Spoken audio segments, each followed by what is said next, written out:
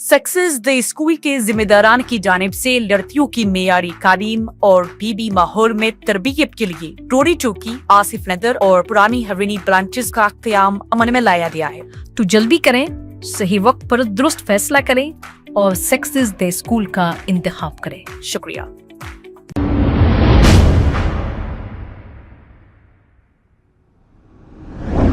अस्सलाम वालेकुम नाजरीन, 7H न्यूज सच को रखे आपके आगे। AIMIM नामपल्ली MLA माजिद हुसैन ने यह कहा कि MNJ कैंसर हॉस्पिटल से लेकर वो एक वाटर पाइपलाइन डाली जा रही है जिसकी लागत 2 करोड़ से भी ज्यादा बताई जा रही है। आइए सुनते हैं AIMIM MLA माजिद हुसैन ने क्या तफसीलात बताई। कामयाब नुमाइंदगी पर आज इस एक जो वाटर पाइपलाइन जो डाली जा रही है MNJ कैंसर हॉस्पिटल से रेडिस रिजर्वॉयर का, उसका हमने मुआयना किया। इससे कई अवाम को इससे फ़ायदा होगा। अल्हम्दुलिल्लाह यहाँ पे एक ऑलरेडी एक पाइपलाइन है और ये एक अलग पाइपलाइन भी डाली जा रही है। ख़ास तौर से ये वाटर ख़ुसूसी तौर पर हॉस्पिटल्स में भी इस्तेमाल होगा और यहाँ की अवाम उन्नास को भी इससे काम होगा।